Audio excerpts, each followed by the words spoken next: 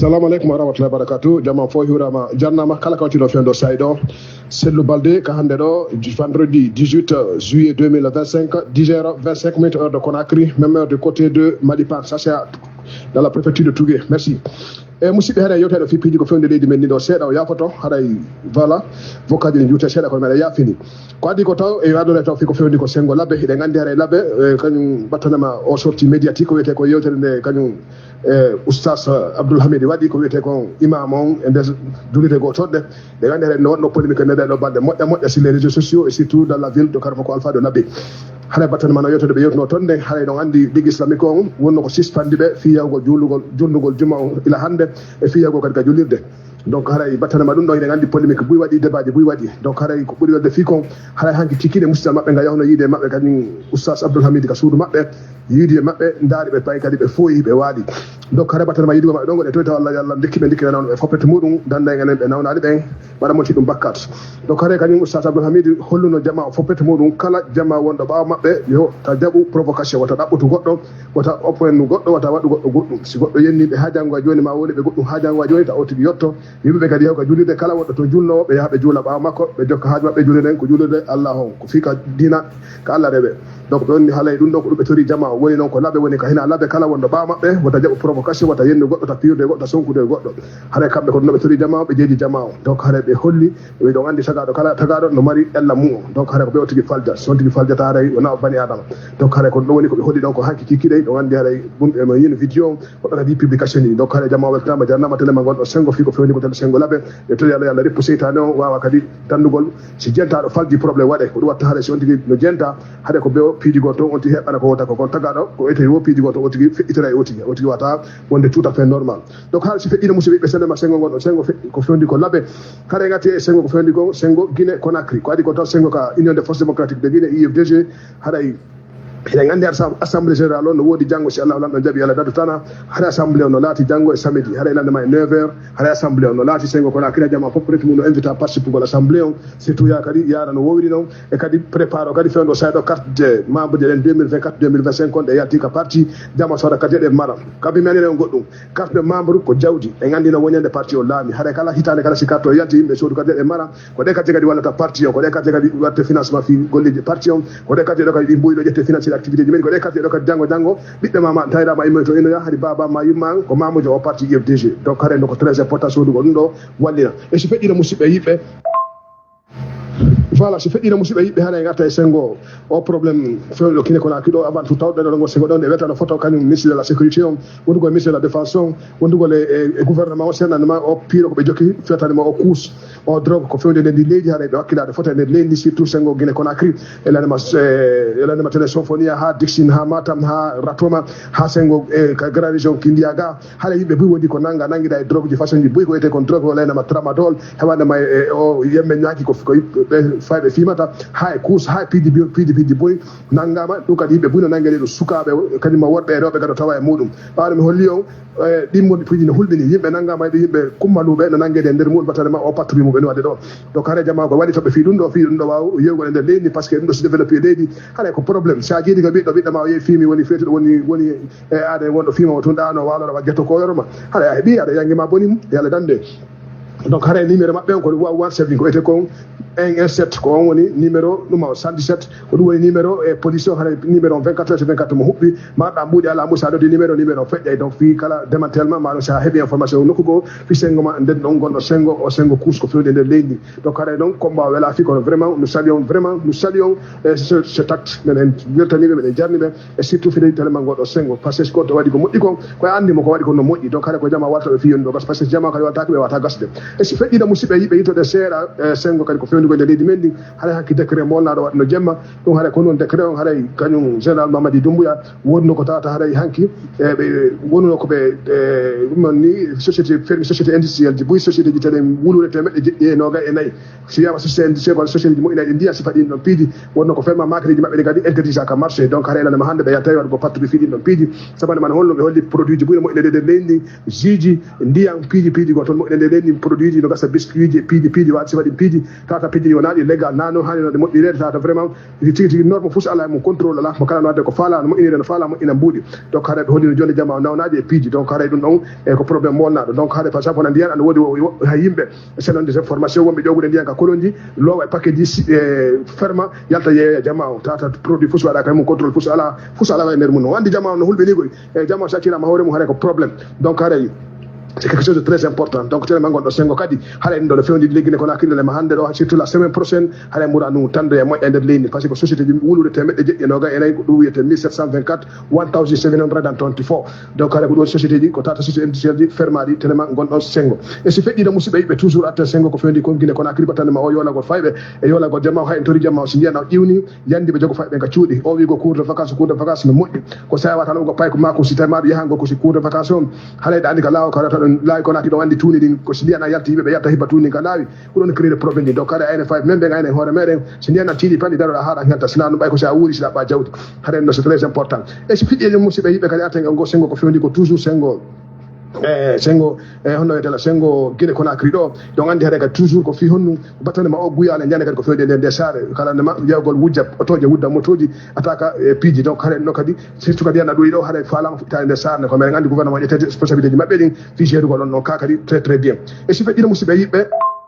musidɓe ɓe yaren tene sengo sigiri haɗa manifestation ji jani no woni ko envisage a tonɗe donc homɓe no woni ko envisage ɗum haɗa ko wonandema ko sukaɓe sigiri woni faala waɗi ko manifestation mo wollaɗe nder ɗe baɗere ɗo hay noon préfet o yalta no hecci hanki yewti tappi ka tabal o wi kala moɓe yiɗon e yaasi haɗa tigi tigi on dey on tigi dey haɗa ɓe huwodira e o tigi sabanema honno haɗa ɓe newna ɗum ɗo e nder saare sigiri nde saare noon sukaɓe holli ɓe mari moneji mbola sabanema honno société chinois ji ɗi jaari jaɓgol kala kaɓe golleno toon yetti kadi machine jaddi kala kaɓe golleno gollidon to fof ko machine ji wona gollirede hannde kala ko tata ko wiyete ko pelle mécanique po clair sifaɗi piiji kala ko tata ɓe golleno kaɓe yaaɓe yemoɓe heɓa dépense maɓɓe on foppete muɗum bloquama haɗa fof waɗama privéisama tata kamɓe hannde ɓe ala nokku ɓe yahan to ɓe wuura joni noon ɓe ala nokku koɓe dawa ɗon ɓe ala usine ɓe ala gesa ɓe ala taabu ɓe ala taabi kaɓe fina ɓe dawa ta ɓe heɓa dépense maɓɓe on donc haɗa ɗo ɓe wata acci gonɗum ɗo gasa e hoore maɓɓe haɗa ko ɓe kamɓe kadi ɓe famodire gouvernement anda kamɓe ko ɗon ɓe wuuri donc haɗa tension on woni très palpable wiyete ko tension on woni no towi moƴƴato sene sengo sigiri nano sigiri tout la même chose côté de Kouroussa mandiana ɗiɗo piiji no fewndi toon ɗe kono haɗa ko Kouroussa e ko sigiri ɓuuri wonde probléme o woni ɓuuri wonde ko jalɗi ko fewndo sayɗo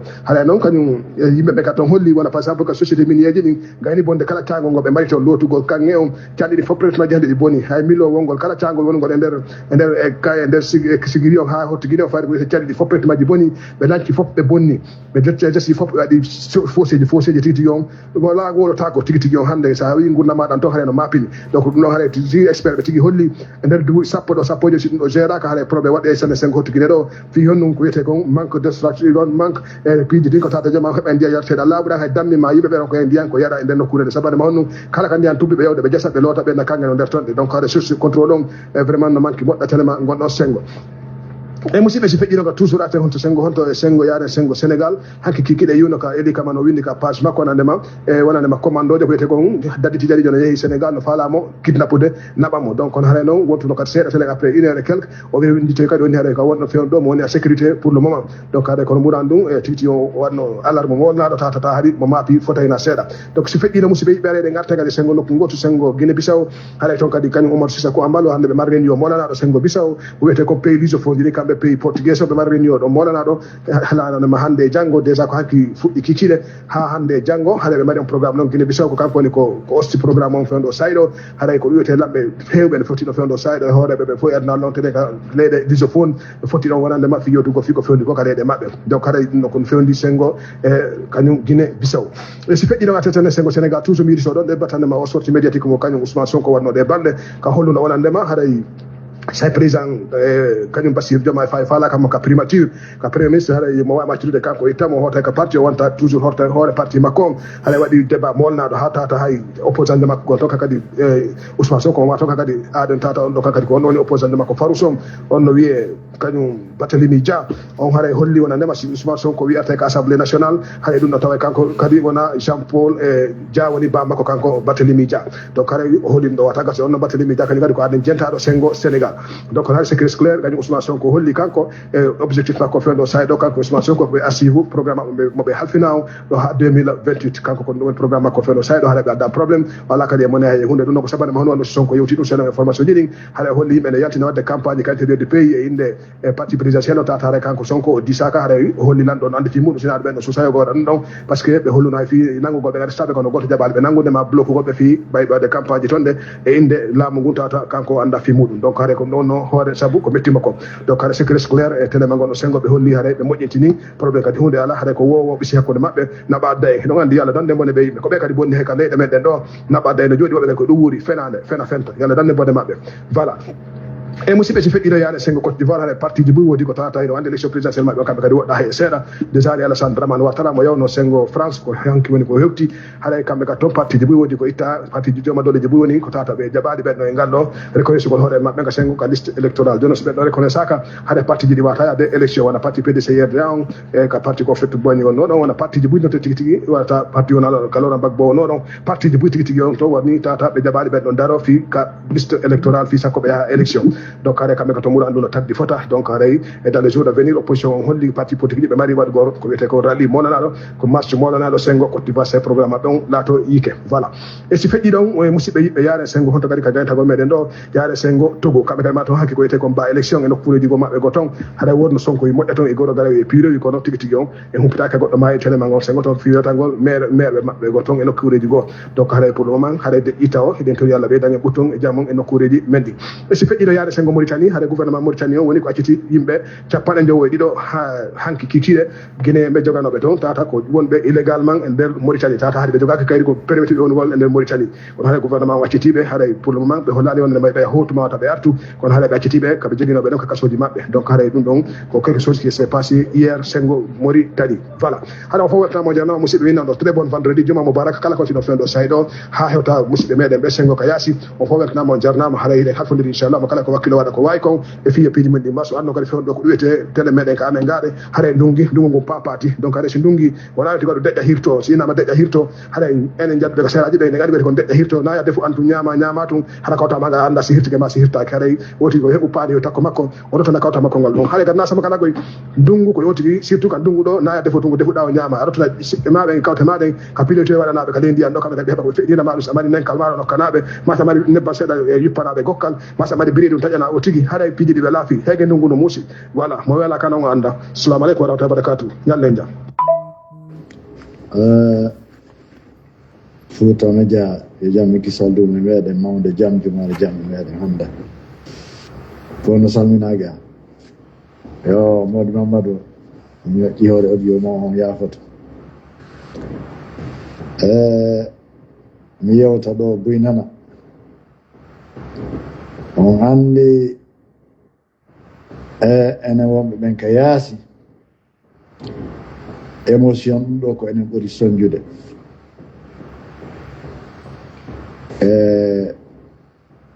no feƴƴiri noon wona no haaniri kono ande cippiron no nder ton cippirol ngon nder ton ceernoɓe diinayankoɓen hiɓe cippirde ka me en ko mawlana ko enen wata famde fasade on ɗo ko injustice tooñe ko mawɗo on tooña kon fof hawti inna capanɗe jeeɗɗo hawti waɗi o sariya hoore o ustasijo haray kono o ustasijo sukaɓe si o yewti no yiɗi nande kono e yewtere makko si on jentike min mi wawamo jentade koy ko ila ɗo mi watti jentade seeɗa mi tawi jaa e yewtoreji makko himo yiwde toon moƴƴa mawɓe Fuuta surtout ɓe tijjaniyankoɓe himo yiwde ɓe no ɓe jangirayno kala ko ɓe gerayno on andi intellectuellement janguɗo on no wawi rewrude e diina kan critique goɗɗo yiwamo moƴƴa hara mo faamaali miijitaake annda yi'aali faamaali on yi'ata haray noon par ce que on anndi ɗo e a ƴettu sariya hoore goɗɗo a miijitoto so wi o noddaaka no woodi ko haɗi o nodde so wi ɓe fof ɓe fotti hoore ɗum no woodi ko waɗi ko ɗum ɗon woni ɓe yewtaali wela noon yewtude haray noon sukaaɓeɓen e anna on no révoltani mawɓeɓen hannde e nder Fuuta par ce que ɓe miiji wonde mawɓe no mari pouvoir sanctionnegol gouvernement on wonaɓe goonga ma ƴetta décision goo kono ɓe mara on pouvoir ɗum ɗon soyez sûr mawɓe mara force hunde ɓe piyete juuɗe maɓɓe liɓete e ɓiɓɓe maɓɓe wiyolete hunde ɓe suusata ɓe wawata ça c'est un eyi ɓe monanayi ɓe ñamde geenaari ndin ko façade wona geenaari ko wonɗe miijade ko si suuma e ari e laamu mum ƴetta kees jeɗe sendan ɗeynira ɓe seeɗa ma oto hum sukaaɓe no felini ɓe feli ɓe fiiɗo moƴƴa hande noon o ceernojo ɗo ko marɗo gandal himo wadde ɓe komba ko mawolma kamɓe hakkunde wahabiya e tijjani e kanko noon himo andi honno o yuwirtaɓe par ce que ko intellectuellement o no geyirde ko honno o faalira presque liɓude ɓe tawa hara liɓugol megol hara yewtere maɓɓe nden hande kadi wona fof ƴettata ara ko yewtere makko nden kanko ƴettete haray so on nani no o janngirta yewtere makko nden fof no contestiɓe kamɓe haray o déranciɓe ko neeɓi on yi o sanction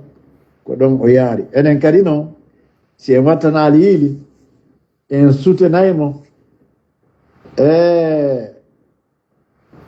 sutenanmo kanko accen haqqille ka ceernojo fokkiti toon par ce que ka fokkiti toon si feƴƴoyiɗo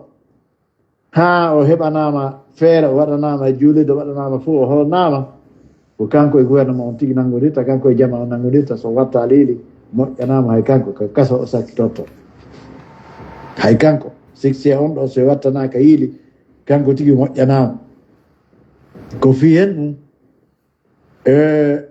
fof no yiide ɗo affaire diina julɗo on toganama ka juulirde julɗo on toganama ɗo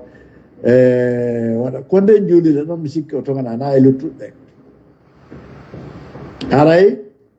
ɗo min komi supporteur ceernojo on ngoy mawlana par ce que fi am ɓe noddanimo ɓe joɗɗinama si ɓe nanno konnguɗi makko ɗin yimɓe ɓe nani himo défendre peut être o heɓatano supporteur par ce que ɓe puusaynoma ha o wowla ko yimɓe ɓe nanayno tawa himo yuwde ɓeya kono ɓa noon kamɓe kadi ɓe ƴetti tum ɓernde ɓe ardinali gandal e haqqil ɓe waɗi ko yimɓe ɓe feliriɓe kon ɗo kono so darti nder attention wahabiya en kamɓe kadi dey Allah dande en bone ɗum ɗo jarama weltanama e jamɓe kisal dow men namu monsieur Baye ɓen hiwrike on toon min landike on siɗon e jam kono namu monsieur Bari